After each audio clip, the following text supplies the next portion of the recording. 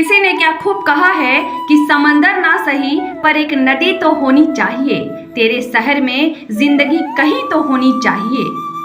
दोस्तों, एक राजा की चुप्पी, एक पुत्र का हठ और सभा में हुआ द्रौपदी का रहस्यमय चीरहरण। श्री कृष्ण ने धृतराष्ट्र को न केवल महाभारत युद्ध का बल्कि द्रौपदी के अपमान का भी मुख्य दोषी ठहराया। अब सुनिए वह संवाद जिसने इतिहास की धारा बदल दी और कुरु वंश को विनाश की ओर ढकेल दिया। श्री कृष्ण कहते हैं, राजन धृतराष्ट्र, आज मैं आपको केवल मित्रता की भाषा में नहीं, सत्य की भाषा में बोलने आया हूँ। आप हस्तिनापुर के महाराज हैं, किंतु आपके मौन और आपके हृदय की दुर्बलता ने इस राजसभा को अधर्म का मंच बना दिया। धृतराष्ट्र कहते हैं, मधुसूदन, मैं अंधा हूँ, जन्म से नेत्रहीन हूँ। मेरे नेत्रों ने कभी संसार की ज्योति नहीं देखी। मेरे हृदय ने सदैव असुरक्षा का बोझ उठाया है। क्या यह मेरी भूल है कि मैं अपने पुत्र के प्रति अत्यधिक आसक्त हूँ? क्या यह अपराध है कि मैंने दुर्योधन के हित को हस्तिनापुर के हित से ऊपर रख दिया? श्री कृष्ण कहते हैं, राजन, अंधत्व केवल नेत्रों का नहीं होता, यह मन और विवेक का भी होता है। नेत्रों का अंधत्व केवल प्रकाश छीनता है, परंतु मन का अंधत्व धर्म का मार्ग छीन लेता है। जब द्रौपदी को इस सभा में अपमानित किया जा रहा था, तब आपका मौन ही सबसे बड़ा अपराध था। उस दिन यदि आपने अपने पुत्र को रोक दिया होता, यदि आपने धर्म का पक्ष लिया होता, तो आज यह महाभारत का युद्ध कभी ना होता। भीष्म पितामह कहते हैं, केशव, आप सत्य कह रहे हैं। उस दिन मेरा भी हृदय जल रहा था, परंतु मैं शपथों और बंधनों में जकड़ा हुआ था। श्री कृष्ण कहते हैं, पितामह, शपथ धर्म से बड़ी नहीं होती। यदि धर्म का उल्लंघन होता देख आप मौन रहे, तो यह शपथ किस काम की? शपथ केवल धर्म की रक्षा के लिए है, धर्म की हत्या के लिए नहीं। दुर्योधन बीच में क्रोध से कहता है, वासुदेव, मेरे पितामह पर कटाक्ष मत करो, वे मेरे लिए पूज्य हैं। और यदि द्रौपदी का चीरहरण हुआ तो उसमें मेरा क्या अपराध? वह दास की पत्नी थी, हमने उसे दांव पर जीता था। श्री कृष्ण तीव्र स्वर में कहते हैं, दुर्योधन, यही तो अपराध है। महाराज, राजा का मौन भी अपराध है। यदि आपने एक शब्द भी बोला होता कि यह अन्याय रुके, तो वह अपमान कभी घटित ना होता। याद रखिए, द्रौपदी का चीरहरण आपने ही करवाया, क्योंकि आप मौन रहे। अधर्म को धर्म कहकर पुकारना सबसे बड़ा पाप है। द्रौपदी पांचों पांडवों की धर्म पत्नी थी। पांडव स्वयं दास नहीं थे, केवल दांव में हारने के कारण उनका अपमान करना अधर्म की पराकाष्ठा थी। और धृतराष्ट्र, आप उस दिन भी चुप बैठे रहे। आप जानते थे कि यह अन्याय है, परंतु आपने धर्म के स्थान पर पुत्र के प्रति मोह को चुना। धृतराष्ट्र भारी श्वास लेकर कहते हैं, मधुसूदन, मैं विवश था। मेरा मन बार बार कहता था कि यह अन्याय है, परंतु हृदय पुत्र स्नेह में बंधा हुआ था। क्या पिता अपने पुत्र को मृत्यु के मार्ग पर जाते देखकर भी रोक सकता है?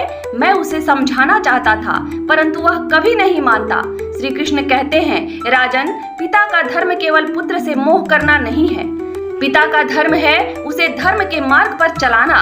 यदि वह पुत्र पाप करे तो उसे रोकना, अन्यथा वह पाप न केवल उसका बल्कि आपके ऊपर भी होगा।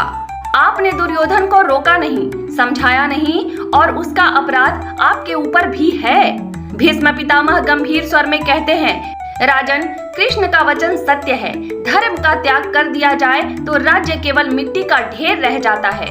धृतराष्ट्र दुख भरे स्वर में कहते हैं, मधुसूदन, मुझे क्षमा करें। मेरा मोह ही मेरी सबसे बड़ी कमजोरी रहा। मैंने कभी अपने पुत्र को धर्म के मार्ग पर नहीं लाया, और आज परिणाम यह है कि हस्तिनापुर रक्त की नदियों में डूब रहा है। श्री कृष्ण कहते हैं, राजन, क्षमा मांगने का समय बीत चुका है। जब द्रौपदी आर्तनाद कर रही थी, तब भीम प्रतिज्ञा कर रहे थे। जब अर्जुन ने शपथ ली थी, उस समय यदि आपने धर्म का साथ दिया होता तो आज यह महासमर नहीं होता।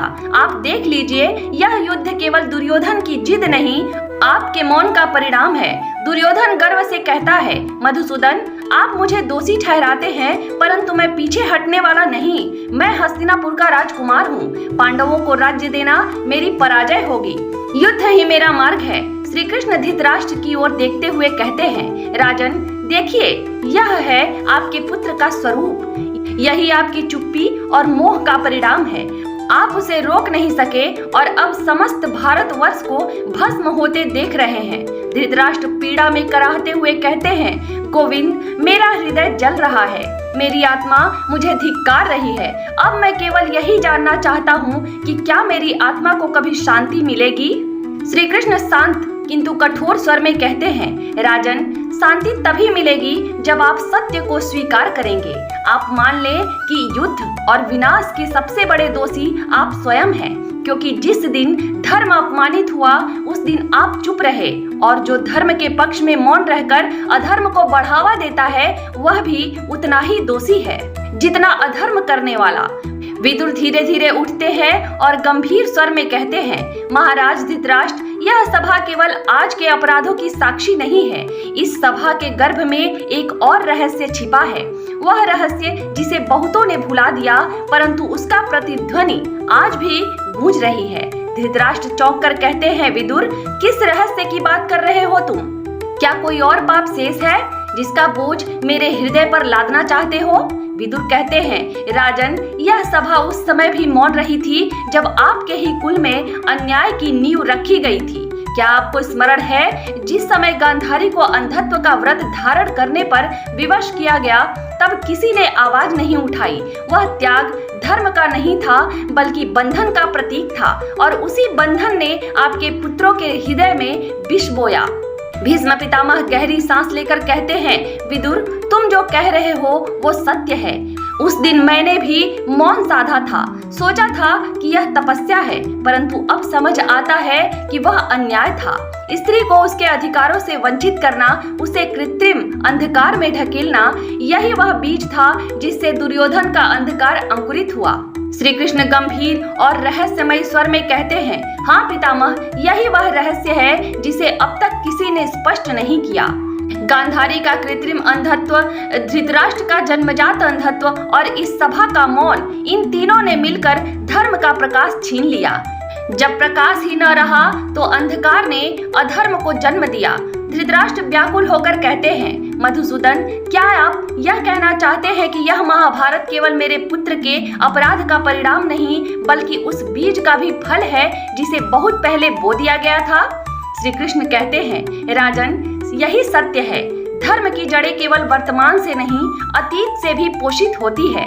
जिस दिन गांधारी ने अपनी आंखों पर पट्टी बांधी, उस दिन इस सभा ने धर्म की पहली हत्या देखी थी, और उसी क्षण से अधर्म की परछाई इस राजसभा पर मंडराने लगी थी। दुर्योधन क्रोध से भरकर कहता है, वासुदेव, आप यह सब मेरे विरुद्ध कह रहे हैं, परंतु गांधारी ने तो स्वयं पट्टी बांधी थी।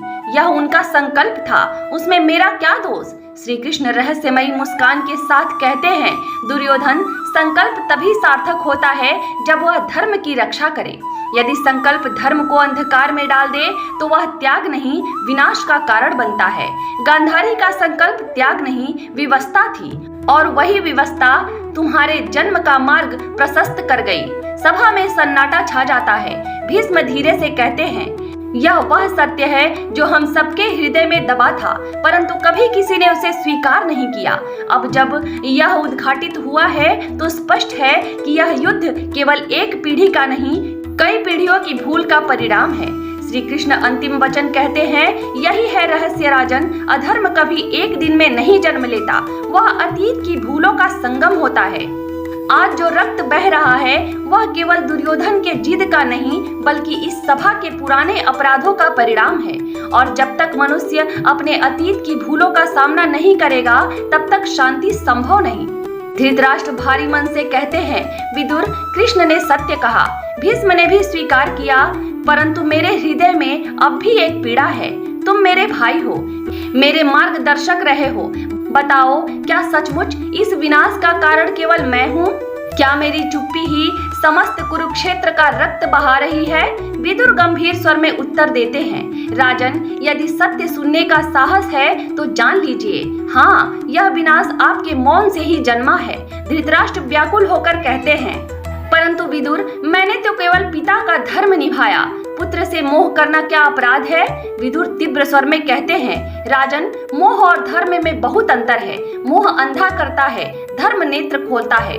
आपने पुत्र के प्रति मोहवश धर्म को तज दिया और यही अधर्म की जड़ बन गया।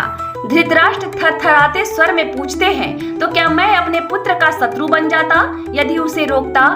विदुर रहस्यमय ढंग से कहते हैं, नहीं महाराज, यदि आपने उसे धर्म का उपदेश दिया होता, यदि आपने उसे अधर्म से रोका होता, तो वह आपका शत्रु नहीं, आपका अग्रणी बनता। किंतु अब जब वह न केवल आपका शत्रु है बल्कि आपके वंश का विनाशक भी है। धृतराष्ट्र सिहरते हुए कहते हैं, क्या तुम कहना चाहते हो कि दुर्योधन मेरे वंश का विनाश करेगा? विदुर गूढ़ स्वर में कहते हैं, हाँ राजन, यही रहस्य है। यह युद्ध केवल पांडवों और कौरवों का नहीं है, यह आपके अपने निर्णयों की परिणति है। याद है मैंने आपको कितनी बार चेताया था। मैंने कहा था राजन, जुए का खेल मत होने दो, द्रौपदी का अपमान मत होने दो, दुर्योधन को रोको, परंतु आपने हर बार मौन चुना और यही मौन अब महानद बनकर आपके कानों में गूंजेगा। धृतराष्ट्र पीड़ा से कराहते हैं, विदुर क्या कोई उपाय शेष है जिससे यह विनाश रुक सके? क्या मैं प्रायश्चित कर सकता हूँ? विदुर धीमे किंतु रहस्यमय स्वर में कहते हैं, राजन, अधर्म का बीज जब अंकुरित होकर वृक्ष बन जाए तब उसे काटना ही पड़ता है। अब इस वृक्ष पर प्रायश्चित का जल नहीं, केवल युद्ध की अग्नि ही फल देगी। आपके इस प्रायश्चित से केवल आपकी आत्मा को शांति मिल सकती है, राज्य को नहीं। धृतराष्ट्र कंपित स्वर में कहते हैं, तो क्या मैं जन्म जन्मांतर तक इस अपराध का बोझ उठाऊंगा? विदुर गहरे रहस्य के साथ कहते हैं, राजन, आत्मा अपने कर्मों का लेखा जोखा स्वयं रखती है। जो बोझ आपने उठाया है वह युगों तक आपका पीछा करेगा।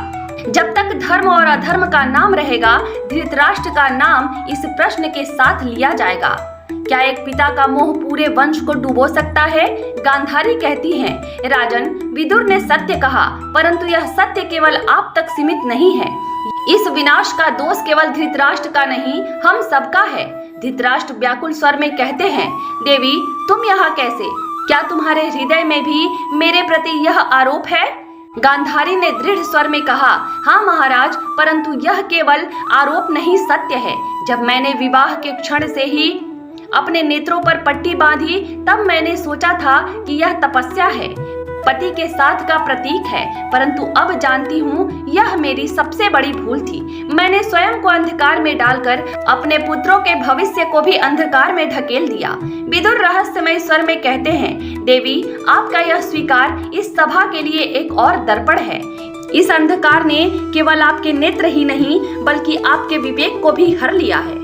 गांधारी करुणा और क्रोध से मिले जुले भाव में वहीं बैठी थी।